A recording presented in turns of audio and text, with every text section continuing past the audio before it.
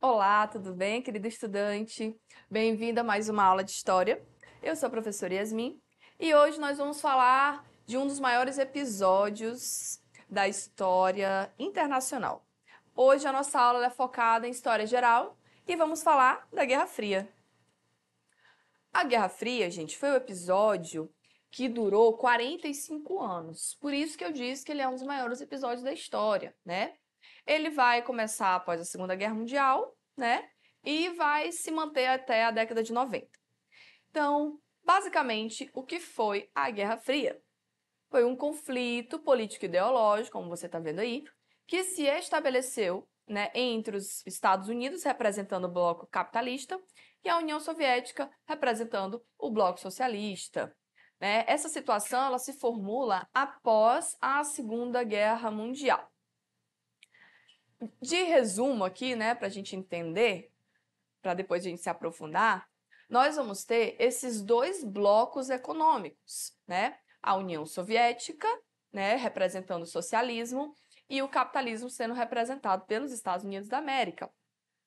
Os métodos que esses dois blocos vão utilizar para, durante a disputa, trazer mais países para o seu lado, né, para conquistar mais apoio, são métodos que envolvem a disputa tecnológica, né, com a corrida espacial e armamentista, ajuda, né, apoio econômico por meio, por exemplo, do Plano Marshall, né, que é uma técnica, uma tática aí dos Estados Unidos, e a Comecon, que é uma tática soviética, né, comunista, socialista.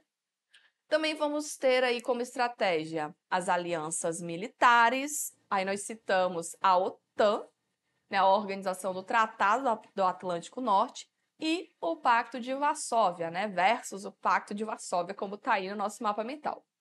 E também alguns métodos meio, digamos assim, pouco éticos, né? Espionagem, com a fundação, a formação da CIA, da Agência Internacional de Espionagem, né? E a KGB, né, que era uma agência de espionagem soviética. A palavra guerra, o termo, né, da Guerra Fria, né, o título Guerra Fria, faz a gente pensar, né, provavelmente você pode ter aprendido assim, que foi um período da história em que não houve conflitos, né? Não houve conflitos bélicos, em que não houve guerras. Mas houve sim, gente, muita guerra. O que não houve foi o enfrentamento direto dessas duas nações, né, desses dois blocos. Mas houveram vários conflitos indiretos em que tanto os Estados Unidos quanto a União Soviética participaram oferecendo tecnologia, oferecendo apoio militar, oferecendo recursos e até dinheiro, como é o caso aí, né, da Guerra das Coreias, da Guerra do Vietnã e da Guerra do Afeganistão, que também vai acontecer durante a Guerra Fria.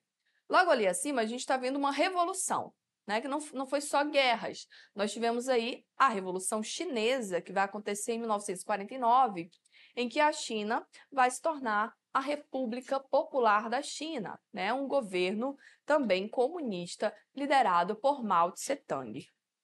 Esse episódio, né, da Guerra Fria vai trazer à tona muitos sentimentos e muitas hostilidades guardadas aí desde a Primeira e a Segunda Guerra Mundial. Esse conflito ideológico, socialismo versus capitalismo, ele já era presente no mundo antes mesmo da Segunda Guerra eclodir. Mas, né, com esse grande evento, esse conflito foi adiado para posteriormente. E, claro, né, com os tratados da Segunda Guerra Mundial, do término da Segunda Guerra Mundial, ficou muito mais latente essa divisão do mundo. Esses tratados, né, que foram assinados assim que acabou a Segunda Guerra Mundial, eles determinaram quem sairia lucrando, né, quem ganharia e quem perderia. Os países vencedores, né, ganharam territórios, indenizações para reconstruir seus países, e os países perdedores tiveram que pagar, obviamente. Em destaque, nós temos 3 importantíssimas conferências, né, e acordos de paz da Segunda Guerra Mundial. Uma delas, que você está vendo aí, é a Conferência de Yalta, que vai reunir os líderes, né, políticos dos países vencedores da guerra, da Segunda Guerra Mundial, para estabelecer quais seriam as zonas de influência do mundo. E aí nós temos quem? Nós temos os líderes, né, da União Soviética, da Inglaterra, da França e dos Estados Unidos, que são os países vencedores. Eles vão determinar também, na Conferência de Potsdam, a indenização ou as indenizações que seriam pagas pela Alemanha, como você está vendo aí no mapinha. A Alemanha, novamente, foi culpabilizada pelo início da guerra, né? Porque o Hitler teria iniciado as invasões, né? Então foi culpabilizado. Então, a Alemanha, que já tinha um histórico de não cumprir muito bem os acordos e os tratados, né? Teria aí a mais pesada de todas as indenizações, que não seria em dinheiro, e sim com a perda de todo o seu território. No mapa você está vendo a Alemanha dividida em 4 partes, né? Então, o seu território ele ficou sob influência e administração dos países vencedores, né? França, Inglaterra, Estados Unidos e União Soviética. Essa divisão, posteriormente, vai levar à construção do Muro de Berlim, né? Que é para uma outra aula também a gente discutir isso daí. O Muro de Berlim, que vai dividir a Alemanha em a Alemanha capitalista, né? Ali sob influência da Inglaterra, França e Estados Unidos, e a Alemanha comunista ou socialista, sobre o poder da União Soviética, ou a Alemanha Oriental e a Alemanha Ocidental.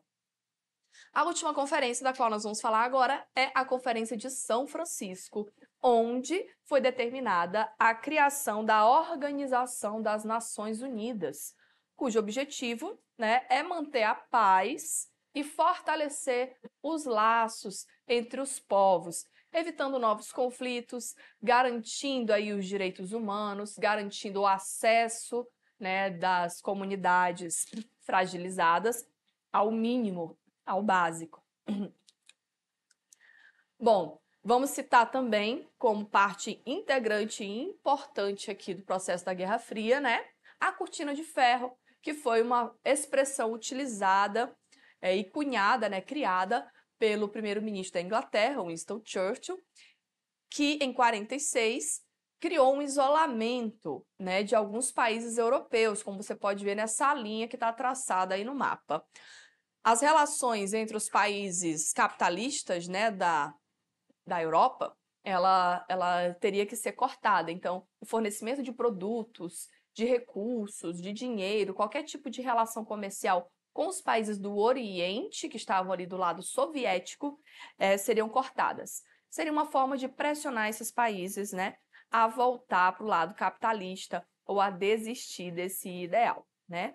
Bom, a cortina de ferro foi apenas uma das políticas, né, instauradas pelo lado capitalista, né? E agora a gente vai conhecer um pouquinho mais desses recursos dos quais nós falamos no início da aula.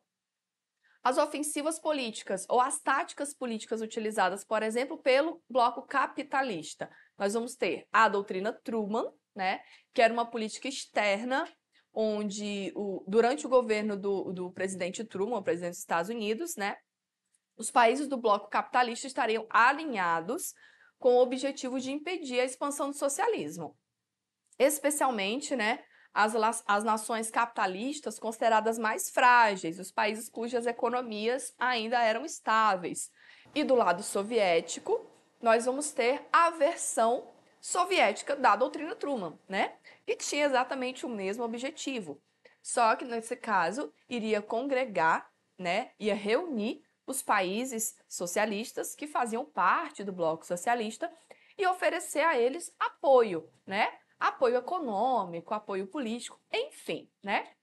Joseph Stalin, né, que era o líder da União Soviética em questão, né, estaria respondendo ao plano capitalista da doutrina Truman, dando a sua versão soviética, né, para esse apoio, tá? Vamos agora para outras ofensivas políticas.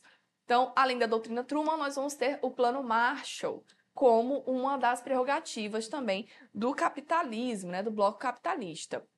Essa é especificamente a política econômica né, dos Estados Unidos. Então, ela vai oferecer, né, fazendo parte da doutrina Truman, o Plano Marshall é um plano econômico voltado para a reconstrução dos países, principalmente europeus, é claro, né, aliados do bloco capitalista, que foram destruídos pela Segunda Guerra Mundial, né, oferecendo então recursos, subsídios, tecnologia necessária para promover a restauração dessas economias, a restauração das cidades e para que esses países eles não sucumbam, né, ao lado socialista, certo?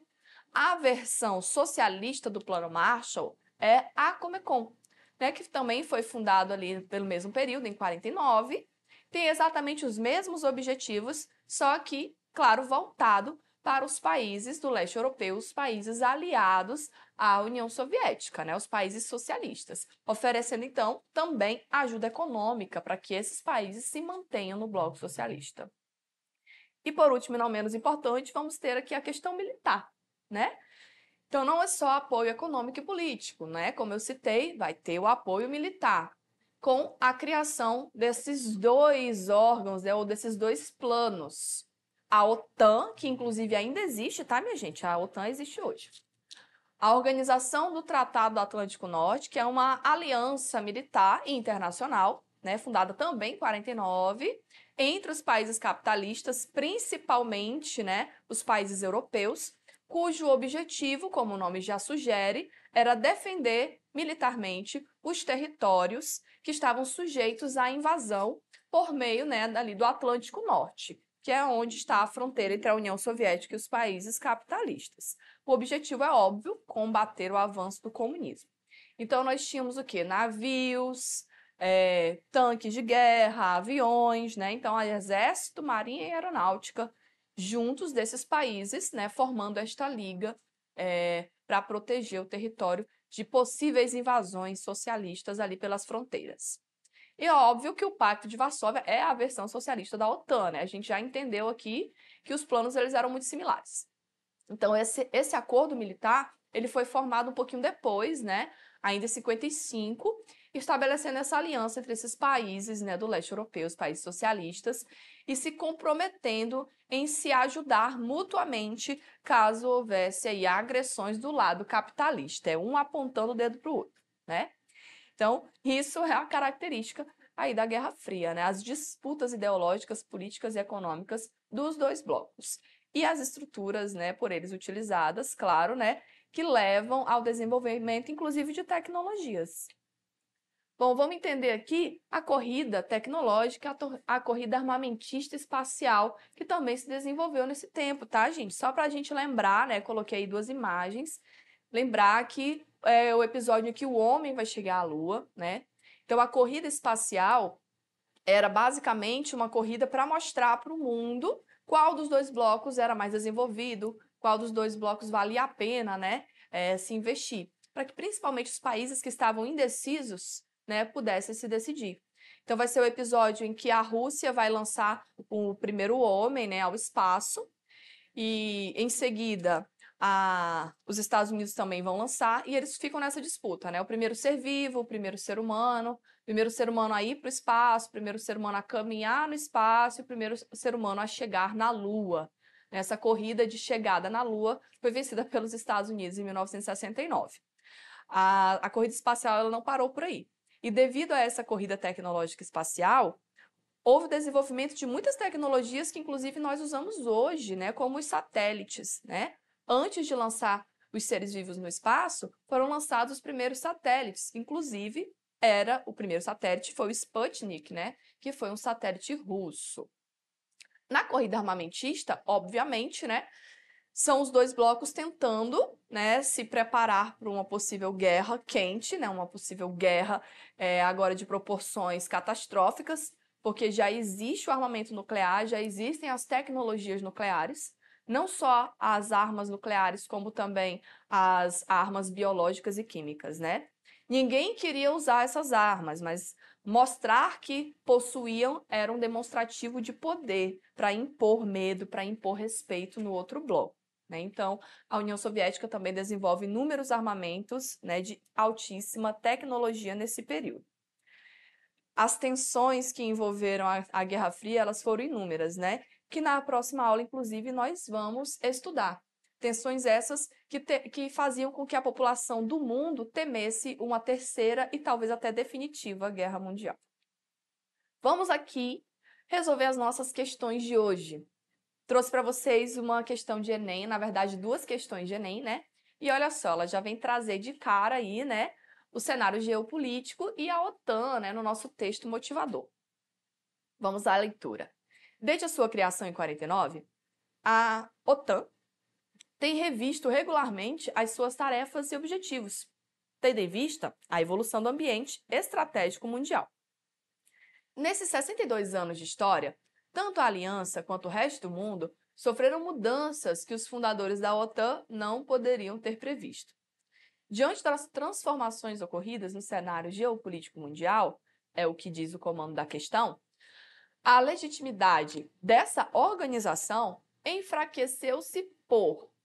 Beleza, então aqui nessa questão ele quer que a gente reflita, né, que algumas transformações elas vão acontecer no cenário político, ou seja, são 62 anos de história. A gente viu no início da aula que a Guerra Fria ela durou 45 anos, certo? Se ela durou 45 anos, ele está falando de 62 anos de OTAN. Durante a aula, se você prestou atenção, eu comentei que essa organização ela ainda existe, né? A Organização do Tratado Atlântico Norte ela ainda existe. Então, o cenário político ele mudou, né? Da fundação da OTAN até hoje. Ou seja, a Guerra Fria ela não acontece mais, né? Ela não teria mais sua existência. E os blocos econômicos também não existem, tá? Então, é desse tipo de mudança que ele está falando. No caso aqui, das nossas alternativas, nós temos a letra A, que fala que desviou as suas atividades para a resolução de conflitos civis no âmbito dos países membros, né, que a OTAN desviou as suas atividades. Na letra B, vai dizer que a OTAN insistiu na manutenção de bases militares em áreas específicas desde o fim da Guerra Fria. Na letra C, vai dizer que passou a se dedicar à luta contra as organizações terroristas internacionais. Na letra D, ela vai dizer que a OTAN direcionou seu esforço para os conflitos em países e regiões do hemisfério sul. E na letra E, vai dizer que a OTAN perdeu parte dos seus alvos e funções iniciais com a derrocada do Bloco Socialista. Ou seja, é a letra E, já que o Bloco Socialista não existe mais, né? Nos tempos recentes, 62 anos depois da fundação da OTAN, o Bloco Socialista não existe mais, a União Soviética não existe mais. E como nós vimos, a OTAN, a Comecon, o Pacto de Varsóvia foram estratégias criadas pelo Bloco Socialista, né? E o Plano Marshall e os outros planos capitalistas foram criados também pelo Bloco Capitalista, um com o objetivo de neutralizar as ações do outro, ou neutralizar, inclusive, a existência do outro. Se não existe mais Guerra Fria, se não existe mais Bloco Socialista, a OTAN perdeu parte do seu alvo, que seria o Bloco Socialista.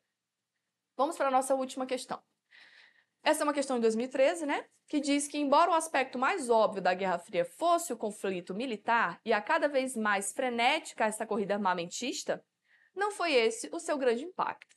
As armas nucleares nunca foram usadas. Muito mais óbvias foram as consequências políticas da Guerra Fria, como nós havíamos comentado um pouquinho antes do início das atividades, né? Então, as armas elas não foram usadas, mas a tecnologia foi desenvolvida. O conflito entre as superpotências teve a sua expressão emblemática no, ou na. Qual foi a expressão mais emblemática desse conflito que nós tivemos? Formação do mundo bipolar, aceleração da integração regional, eliminação dos regimes autoritários, difusão do fundamentalismo islâmico ou enfraquecimento dos movimentos nacionalistas. Como você percebeu, a maioria dessas não tem muito sentido, né?